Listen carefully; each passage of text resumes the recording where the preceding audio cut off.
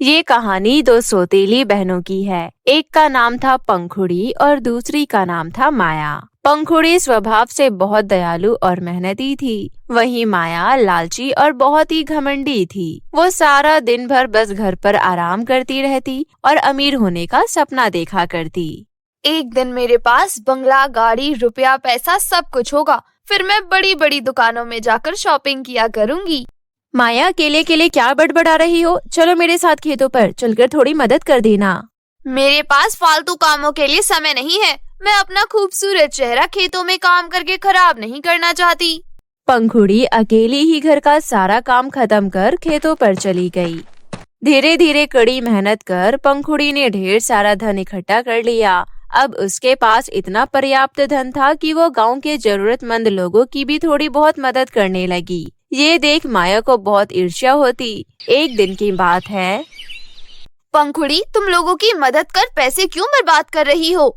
माया, भगवान का दिया हमारे पास अब सब कुछ है। थोड़ी बहुत लोगों की मदद करने से मुझे बहुत खुशी मिलती है। ऐसा लगता है मानो माँ बाबा खुशी से मुझे आशीर्वाद दे रहे हैं। समाज सेवा करने के चक्कर में देख लेना, एक दिन तुम भिखारिन बन जाओगी। हाँ। लेकिन पंखुड़ी को माया की बातों का बुरा नहीं लगा। वो अपना कार्य नियमित रूप से करती, साथ ही लोगों की मदद भी। किसी जरूरतमंद को खाना खिलाती तो किसी को पहनने के लिए कपड़े देती। गांव के सभी लोग पंखुड़ी की खूब प्रशंसा किया करते। बेटी, भगवान सदा तुम्हें खुश रखे, तुम्हें हर मुसीबत से बचाए।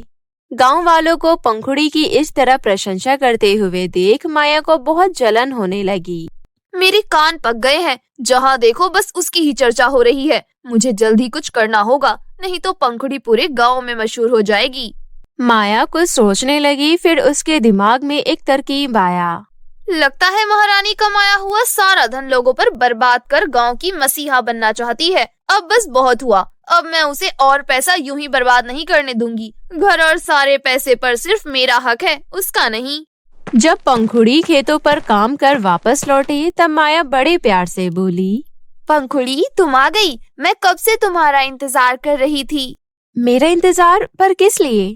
अरे मेरी प्यारी बहन, मुझे माफ कर दो। अब मैं भी समझ गई हूँ कि मेहनत करने से रुपया, पैसा, नाम सब कुछ मिलता है। अब मैं कल से हर काम में तुम्हारी मदद करूँगी। ये तो बहुत अच्छी बात है। आखिर तुमने अपने आप को बदलने की ठान ही ली। ये कहते हुए पंखुड़ी ने खुशी से माया को गले से लगा लिया। फिर दोनों ने एक साथ बैठकर खाना खाया। पंखुड़ी बहुत खुश थी अपनी सौतेली बहन माया का बदला हुआ स्वभाव देखकर। फिर अगली सुबह होते ही माया पंखुड़ी से बोली, बहन, क्यों ना आज हम शहर चलें? मेरा बड़ा मन है शहर घूमने का। प्लीज चलो ना। अच्छा ठीक है, वैसे भी हम कभी एक साथ कहीं घूमने नहीं गए। चलो इसी बहाने मैं भी आज शहर घूम आऊंगी। फिर दोनों बहनें कई मीलों का सफर तय कर शहर जा पहुंची। कुछ देर तक शहर के बाजारों में घूमने के बाद दोनों ने एक होटल में पेट भर खाना खाया। आज तो मजा ही आ गया। इतना बढ़िया खाना आज से पहले मैंने कभी नहीं खाया। तुम्हारे जैसी प्यारी बहन सबको मिले। इतना बढ़िया ड्रेस खरीदा मेरे लिए, इसे पहनकर मैं एकदम परी लगूंगी। माया, बाकी बातें बाद में करना, हमें अब वापस गांव लौटना होगा, शाम होने वाली है। कुछ देर बाद दोनों वापस गांव के लिए रवाना हो गई। गांव जाने के रास्ते में ऊंची ऊंची पहाड़ियां थी। पहाड़ी के पास पहुंचती ही माया मन ही मन मुस्कुराने लगी। फिर वो पंखुड़ी से बोली, सुनो पंखुड़ी, मैं बहुत थक गई हूँ, थोड़ी देर यहीं रुकते हैं। ठीक है, तुम थोड़ी देर आराम करो, फिर चलेंगे। माया ढोंग करते हुए एक जगह बैठ गई। तभी पंखुड़ी ऊंची पहाड़ी के पास खड़ी होकर आसपास का नजारा देखने लगी। उसे जरा भी अंदाजा नहीं था कि उसके साथ कुछ ही पल में कितना बुरा होने वाला है। उसके सौतेली बहन माया ने इस मौके का फायदा उठाया और उसे पहाड़ी से नीचे धकेल दिया। तुम्हारा काम तमाम कर दिया मैंने, मेरी बेचारी बहन। अब मैं पूरे घर में राज करूंगी और तिजोरी में रखा सारा धन सिर्फ मेरा होगा। वाह माया, तेरी तो लॉटरी लग गई। माया को पक्का विश्वास हो गया था कि पंखुड़ी मर चुकी है। उसके बाद गांव पहुंचकर माया रोने का ढोंग करते हुए गांव वालों को पंखुड़ी की मृत्यु के बारे में बताते हुए बोली, पंखुड़ी अब इस दुनिया में नहीं रही। कितनी अच्छी थी मेरी बहन, आज ही तो वो मुझे शहर घुमाने ले गई थी और मेरे लिए इतनी सुंदर ड्रेस खरीदा, पर किस्मत को कुछ और ही मंजूर था। हम खुशी खुशी वापस लौट रहे थे, तभी ऊंची पहाड़ी पर पहुंचकर अचानक उसका पैर फिसला और वो पहाड़ी से नीचे गिर गई और मैं अपनी बहन को बचा भी ना पाई।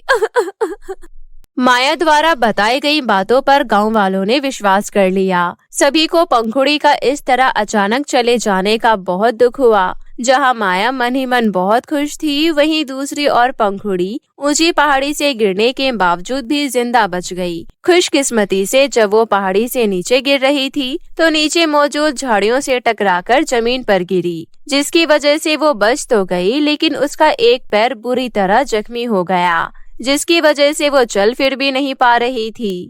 हे भगवान, मैंने कभी सोचा नहीं था कि माया मेरे साथ ऐसा करेगी, जिसे मैंने बहन से भी बढ़कर माना। उसने मुझे मारना चाहा। मेरा पैर, मैं तो चल भी नहीं पा रही। अब मैं क्या करूं? लेकिन मैं हिम्मत नहीं हारूंगी। पंखुड़ी ने हिम्मत नहीं हारी और एक मोटी लकड़ी का सहारा लेकर लंगड़ाते हुए गांव पहुंचने का रास्ता ढूंढने लगी और चलते चलते जंगल जा पहुंची। एक पैर जख्मी होने के कारण वो ढंग से चल नहीं पा रही थी। मैं काफी थक गई हूँ, अब मुझसे और चला नहीं जा रहा। बहुत थकी होने के कारण वो एक बड़ी सी चट्टान के पास जाकर सो गई। जब पंखुड़ी सोकर उठी तब आधी रात हो चुकी थी। उसे तभी अचानक एक पेड़ के नीचे दो चुड़ैल दिखाई दी। उन्हें देखते ही वो छिप गई। वो दोनों चुड़ैल आपस में बातें कर रही थी। बहन, बिना बताए कहाँ चली गई थी?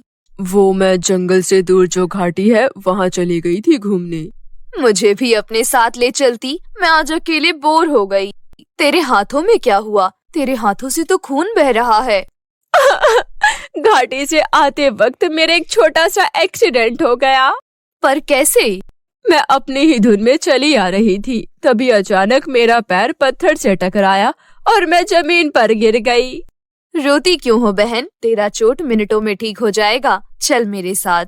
उन दोनों की बातें सुन पंखुड़ी मन ही मन बोली, चुड़ैल होते हुए भी दोनों बहनों में कितना प्यार है, और एक मेरी बहन माया है जो इंसान होकर भी कितनी पत्थर दिल है। तभी पहली चुड़ैल दूसरी चुड़ैल को एक पौधे के पास लेकर गई और बोली, देखो, ये जादुई पौधा है। चाहे कैसा भी चोट हो, मामूली या गंभीर, इसके कुछ पत्ते तोड़कर उस हिस्से में लगाने से बिल्कुल ठीक हो जाता है। चुड़ैल ने जादुई पौधे से कुछ पत्ते तोड़े और अपनी बहन के हाथों में पीस कर लगा दिया। अरे वाह दीदी, मेरा चोट तो बिल्कुल ठीक हो गया। सच में तुम जीनियस हो। अच्छा ये बताओ, तुम्हें घाटी में कुछ काम की चीज मिली? अरे दीदी, वहाँ मुझे ऐसी चीज के बारे में पता चला है कि तुम्हें बताऊंगी तो तुम भी खुशी से झूम उठोगी। जल्दी बता बहना, मेरा नाचने का अभी से मन कर रहा है। जल्दी बताना। घाटी में एक झरना बहता है। उस झरने के पास एक गुफा है जो कि सोने के सिक्कों से भरा हुआ है। उन सिक्कों की मदद से हम अपना सोने का महल बना सकते हैं। ये सुन चुड़ैल खुशी से नाचने लगी। फिर हम दुनिया की सबसे अमीर चुड़ैल बन जाएंगी। हाँ दीदी, उस गुफा में इतना सोना है जो कभी खत्म नहीं होगा। सुबह होने वाली है, थोड़ी देर सो जाते हैं, रात होते ही उस घाटी में चलेंगे। फिर दोनों चुड़ैलें अपनी गुफा में सोने चली गई। उनके जाते ही पंखुड़ी लंगड़ाते हुए जादुई पौधे के करीब आई और कुछ पत्ते तोड़कर उन्हें पीसकर जख्मी हुए पैर पर लगाया। पलक झपकते ही उसका पैर पहले की तरह बिल्कुल ठीक हो गया। मुझे तो यकीन ही नहीं हो रहा, मैं अब पहले की तरह चल सकती हूँ। अब मुझे अपने गांव चलना चाहिए, लेकिन उससे पहले क्यों ना मैं चुड़ैल के बताए हुए घाटी में जाकर कुछ सोने के सिक्के ले आऊं। गांव की जितनी भी समस्याएं हैं वो दूर हो जाएगी। मुझे उन चुड़ैलों के उठने से पहले वहां पहुंचना होगा। पंखुड़ी बड़ी ही तेजी से घाटी की ओर चलने लगी, क्योंकि शाम होने से पहले वो सोना लेकर अपने गांव वापस लौटना चाहती थी। आखिरकार कुछ समय बीत जाने के बाद वो उस गुफा तक पहुंच गई, जिसका जिक्र दोनों चुड़ैल बहनें कर रही थी। गुफा के अंदर दाखिल होते ही उसे चारों तरफ सोने के सिक्कों से भरा हुआ खजाना दिखाई दिया। उसने अपनी जरूरत के हिसाब से सिक्कों से भरा हुआ एक छोटा सा बक्सा उठाया और गांव जाने के लिए निकल पड़ी। उधर माया घर पर स्वादिष्ट स्वादिष्ट पकवानों का लुत्फ उठा रही थी। जब पंखुड़ी कमरे में दाखिल हुई तो माया डर से कांपने लगी। भूत! मरने के बाद भी लगता है मुझे चैन से जीने नहीं देगी। माया, भगवान की कृपा से मैं जिंदा हूँ, मरी नहीं। तुमने मेरे साथ बहुत गलत किया, लेकिन फिर भी मैं तुम्हें माफ करती हूँ।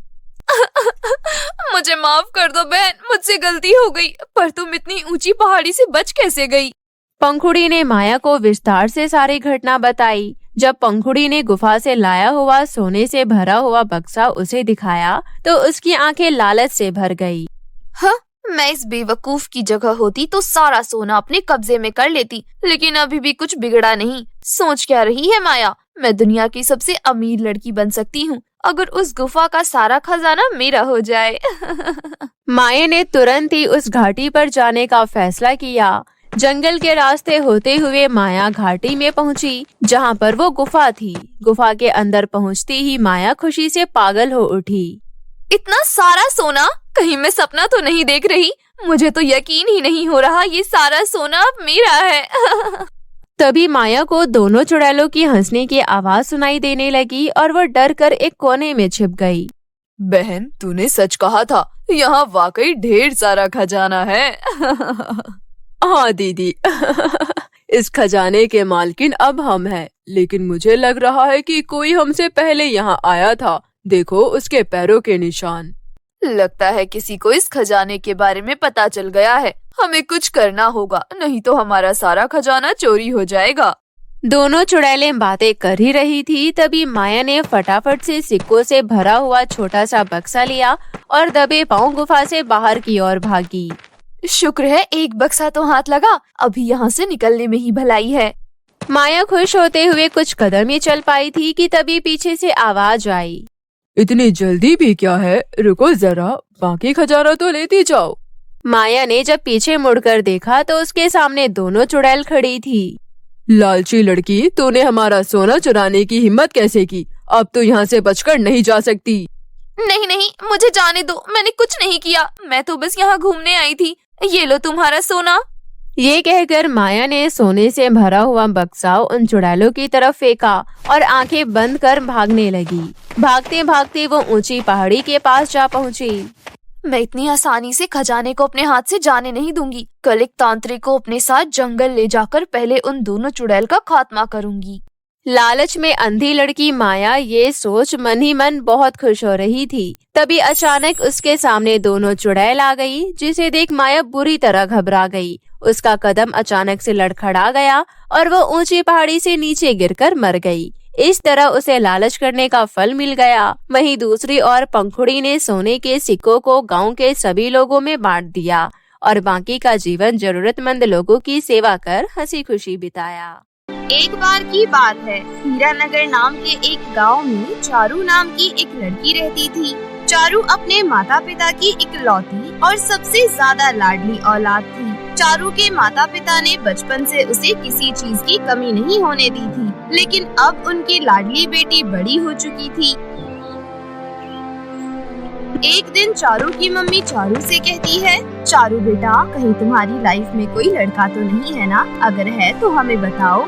नहीं मम्मा, ये आप कैसी बातें कर रही हैं? मैंने भला आज तक आपसे और डैडी से कुछ छुपाया है क्या? नहीं, लेकिन फिर भी एक माँ होने के नाते मेरा कर्तव्य बनता है कि मैं अपनी बेटी की खुशियों का ध्यान रखूं। मैं और तुम्हारे डैडी तुम्हारी शादी के बारे में सोच रहे थे, इसलिए हमने विचार किया कि हम तुमसे ये बात पूछ लें। क्या मम्मी, अभी मेरी शादी की उम्र थोड़ी ना हुई है। डैडी, आप ही समझाइए ना मम्मी को।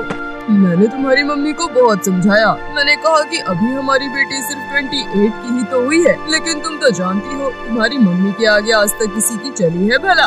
अपने पापा की बात सुनकर चारू हंसने लगती है। चारू शादी के लिए मान जाती है। चारू के पापा चारू के लिए एक सौरभ नाम का लड़का ढूंढते हैं। सौरभ का स्वभाव बहुत अच्छा था और वो एक बहुत बड़ा बिजनेसमैन था। चारू को भी सौरभ बहुत अच्छा लगा था।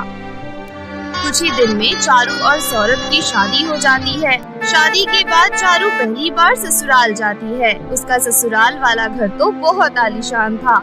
नौकर चाकर की भरमार थी। चारू के ससुराल में उसकी एक सास, एक नंद और एक देवर भी थे। सास का नाम मनोरमा, नंद का नाम जूली और देवर का नाम कार्तिक था। चारू के पहुँचते ही मनोरमा आरती की थाल लेकर आती है और कहती है, अरे वाह सौरभ बेटा, बहू तो तू एक नंबर की लाया है, कितनी खूबसूरत है। पहले दिन ही अपनी बहू को नजर लगा दोगी क्या? चलो आरती उतारो अच्छे से। सौरभ की इस बात पर वहाँ खड़ी जूली कहती है, देखा माँ आपने, अभी तो भाभी ने घर में ठीक से कदम भी नहीं रखे और भैया चोरू के गुलाम हो गए हैं। बहुत लकी हो भाभी तुम, जो तुम्हारी इतने बड़े घर में शादी हुई है। यहाँ तो रहीसी से जीवन कटेगा तुम्हारा। जूली की इस बात को चारू मजाक समझकर टाल देती है। सारी रस्मों के बाद चारू अपने कमरे में जाती है। शादी में थक जाने के कारण चारू को नींद आ जाती है। सुबह सौरभ जल्दी ऑफिस चला जाता है। उसके बाद मनोरमा चारू के कमरे में जाती है और कहती है, अरे बहू रानी, अभी तक तुम्हारी सुबह नहीं हुई है क्या? ये तुम्हारा मायका नहीं है जो 12 बजे सोकर उठोगी। उठ के पूरे घर का काम करो, यहाँ सोने और रोटियाँ तोड़ने नहीं आई हो। अपनी सास की चिल्लाने की आवाज सुनकर चारू की झटके से आँख खुलती है। वो तुरंत बेड से खड़ी हो जाती है और बोलती है, माफ कर दीजिएगा मम्मी जी, वो थकान के कारण जल्दी आँख नहीं खुली। माफी मांगने में अब अपना समय मत बर्बाद करो, जाकर खाना बनाओ, उसके बाद पूरे घर की सफाई करना, समझी? चारू को अपनी सास का व्यवहार बिल्कुल अच्छा नहीं लगता, लेकिन वो किसी से कुछ नहीं कहती, चुपचाप खाना बनाती है और घर का सारा काम भी कर लेती है। शाम को चारू थकान के कारण बिस्तर पर लेट जाती है। थोड़ी देर बाद जब सौरभ घर आता है तो वो अपनी पत्नी को लेटा हुआ देख उससे पूछता है, क्या हुआ चारू, तुम्हारी तबीयत ठीक नहीं है क्या? नहीं, बस थोड़ी थकान है, आज पूरे घर का काम किया ना तो थक गई। क्या पूरे घर का काम तुमने किया? किसी ने तुम्हारी मदद नहीं करवाई क्या? सौरभ की इस बात पर चारू उससे झूठ कह देती है, नहीं नहीं, मम्मी और दीदी ने थोड़ी मदद करवाई थी। आप चलिए, मैं आपके लिए खाना निकाल देती हूँ। चारू सौरभ के लिए खाना निकाल देती है। उसे पता था अगर वो सौरभ से अपनी सास और नंद की कोई भी शिकायत करेगी तो सौरभ उनसे लड़ पड़ेगा। घर में लड़ाई ना हो इसलिए चारू सौरभ से कुछ नहीं कहती। ऐसे ही दिन बीतते जाते हैं और मनोरमा और जूली मिलकर चारू को घर की नौकरानी बना देते हैं। इतने बड़े घर का काम अकेले करने में चारू की हालत खराब हो जाया करती थी, लेकिन फिर भी वो किसी से बिना कुछ कहे सारा काम चुपचाप कर लिया करती थी। एक दिन जूली मनोरमा से कहती है, मम्मी भैया इस चारू की बच्ची से कुछ ज्यादा ही प्यार नहीं करते, जब देखो उसकी साइड लेते रहते हैं। जब से चारू इस घर में आई है तब से भैया हमारी तो एक भी नहीं सुनते हैं। तो बिल्कुल सही कह रही है बेटी, ये लड़का बहुत बिगड़ गया है, इसके अकल ठिकाने तो लानी पड़ेगी। माँ, जहाँ तक मुझे लगता है भैया को भाभी से इतना प्यार इसलिए है क्योंकि वो बहुत खूबसूरत है। अगर हम उनकी सुंदरता ही न रहने दे तो भैया को खुद ब खुद उनसे नफरत हो जाएगी। अरे वाह, तू तो बिल्कुल सही कह रही है, तेरे इस आइडिया का तो कोई जवाब नहीं। तभी वहाँ सौरभ आ जाता है और कहता है, क्या बातचीत चल रही है दोनों माँ बेटी में, जरा मुझे भी तो बताओ। अब हम माँ बेटी ही बात करेंगे। तू तो पूरा टाइम अपनी बीवी के पल्लू में घुसा रहता है, तेरे पास हमें देने के लिए वक्त कहाँ है। ओहो माँ, आपको तो पता है शादी के अगले दिन से ऑफिस जाना शुरू कर दिया है मैंने। अब कोई भी लड़की चाहेगी कि उसका पति उसे वक्त दे, और वैसे भी मेरी पत्नी तो इतनी सुंदर है, उसके अलावा मुझे आजकल कोई कहाँ अच्छा लगता है। सौरभ की बात सुनकर मनोरमा और जूली वहाँ से उठकर चले जाते हैं। ये सब देखकर सौरभ खुद से ही कहता है, ये लो जी, अब मैंने इन्हें क्या कह दिया। खैर जो भी हो, मैं तो चला अपनी खूबसूरत बीवी के पास। सौरभ की इस हरकत से मनोरमा और जूली को बहुत गुस्सा आता था और वो इन सब की वजह चारू को मानती थी। एक दिन जूली किचन में गैस खुला छोड़ देती है और किचन में कुंडी लगा देती है ताकि गैस की बदबू बाहर तक न आ सके। थोड़ी देर बाद मनोरमा चारू को बुलाती है और कहती है, बहू रानी मेरे लिए जरा एक कप चाय बना दो। मेरे लिए भी बना देना भाभी। चारू किचन में चाय बनाने चली जाती है। उसको वहाँ पर कुछ बदबू आती है। वो सोचती है, ये बदबू कैसी आ रही है? ओहो, ये सारी सब्जियाँ तो खराब हो गई है, इसी की बदबू आ रही होगी। पहले सासू माँ के लिए चाय बना देती हूँ, फिर इसको फेंक दूंगी। ऐसा सोचकर चारू गैस जलाती है। गैस जलाते ही उसके ऊपर आग का एक बहुत बड़ा भड़का आता है और उसका चेहरा बहुत बुरी तरह जल जाता है। चारू तड़पने लगती है। चारू की सास और नंद तुरंत सौरभ को फोन करते हैं। सौरभ के घर आते ही मनोरमा रोने का नाटक करके कहती है, बेटा बहू ने किचन में गैस खुला छोड़ दिया था, इसी वजह से वो जल गई। हमें माफ कर दे बेटा, हम ध्यान नहीं दे पाए। माँ अब चारू कैसी है? मैं जा रहा हूँ उसे देखने। सौरभ कमरे में जाता है। चारू का चेहरा देखकर उसके पैरों तले जमीन खिसक जाती है। चारू, ये तुम्हें क्या हो गया? तुम तो बहुत बेकार दिखने लगी हो। तुम्हारी खूबसूरती तो खत्म हो गई। मुझे खुद नहीं पता जी, मेरे साथ ये सब कैसे हो गया। देखिए ना, मेरा चेहरा कितना बुरा दिख रहा है। सौरभ कमरे से बाहर आ जाता है और बाहर सोफे पर सर पकड़कर बैठ जाता है। तभी वहाँ मनोरमा और जूली आती है। जूली कहती है, भैया आप चिंता मत कीजिए, भाभी जल्दी ही ठीक हो जाएंगी। हाँ, लेकिन उनके चेहरे पर हमेशा दाग रह जाएगा। अब वो पहले जैसी खूबसूरत नहीं रहेंगी। तभी मनोरमा कहती है, तेरी खूबसूरत बीवी अब खूबसूरत नहीं रही। मेरी बात मान तो अब इसको घर से निकाल दे। तू खुद सोच, तू सुबह सुबह उठेगा और तेरी नजर इतनी बदसूरत लड़की पर जाएगी तो तेरा दिन कितना बुरा रहेगा। मेरी बातों को गलत मत समझना बेटा, लेकिन एक माँ के नाते मैं तुझे समझा रही हूँ, बाकी तेरी मर्जी। अपनी माँ और बहन की बातें सौरभ के दिमाग में घूमने लगती है। वो चिंता के कारण ढेर सारी शराब पी लेता है और अपनी माँ और बहन की बातों में आकर चारू को घर से निकाल देता है। चारू बहुत मिन्नत करती है, लेकिन किसी को उस पर दया नहीं आती। अब मैं क्या करूं? कहाँ जाऊं? अगर मैं इस हाल में मम्मी पापा के पास गई तो वो मेरी हालत देख नहीं पाएंगे। पापा तो ये सदमा बर्दाश्त ही नहीं कर पाएंगे। सासू माँ और दीदी से तो मुझे ये उम्मीद थी, लेकिन सौरभ जी से मुझे ये उम्मीद बिल्कुल नहीं थी। चारू इधर उधर भटकते भटकते एक पेड़ के नीचे जाकर बैठ जाती है और अपनी किस्मत को कोसते हुए खूब रोने लगती है। तभी उस पेड़ से आवाज आती है, क्या बात है बेटी, तुम इतनी दुखी क्यों हो? कौन बोल रहा है? जिस पेड़ के नीचे तुम बैठी हो मैं वही पेड़ बोल रहा हूँ बेटी। तुम इतना ज्यादा क्यों रो रही हो? क्या परेशानी है तुम्हें? चारू पेड़ को सारी बात बताती है। पेड़ को सब कुछ सुनकर चारू के लिए बहुत बुरा लगता है। वो चारू से कहता है, अब तुम्हें उस नर्क में जाने की कोई जरूरत नहीं है बेटी। अब तुम मेरे साथ यहीं रहोगी, इस पेड़ के ऊपर। ये आप कैसी बातें कर रहे हैं? पेड़ पर कोई इंसान कैसे रह सकता है?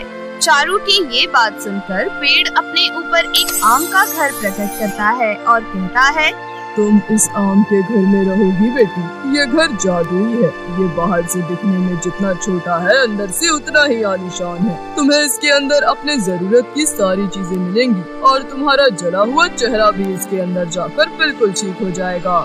चारू खुशी खुशी आम के घर के अंदर जाती है। अंदर से आम का घर सच में बहुत खूबसूरत था। अंदर जाते ही चारू का चेहरा बिल्कुल ठीक हो जाता है और वो पहले जैसी खूबसूरत हो जाती है। उसके बाद चारू उसी घर में अपना जीवन खुशी खुशी व्यतीत करने लगती है। एक दिन वो देखती है कि उसका पति उसी जंगल में भटक रहा है। चारू उसको पहचान जाती है, लेकिन वो चारू को नहीं पहचान पाता। चारू उसके पास जाती है और कहती है, आप इस तरह यहाँ क्यों भटक रहे हैं और आपकी ये हालत कैसे हुई? मुझसे एक बहुत बड़ी गलती हो गई। मैंने शराब के नशे में और अपनी माँ और बहन के भड़कावे में आकर अपनी पत्नी को घर से निकाल दिया। मैं उसी को ढूंढ रहा हूँ पर वो मुझे कहीं नहीं मिल रही। चारू की आंखों में आंसू आ जाता है। वो कहती है, आपने मुझे पहचाना नहीं, मैं ही हूँ आपकी चारू। अरे सच में? मैं तो तुम्हें पहचान ही नहीं पाया। मुझे लगा तुम्हारे चेहरे पर दाग होगा। नहीं, वो दाग तो ठीक हो चुका है। उसके बाद चारू पेड़ के जादुई आम के घर के बारे में सौरभ को सब बताती है। फिर दोनों मिलकर उसी घर में अपना जीवन खुशी खुशी व्यतीत करने लगते हैं।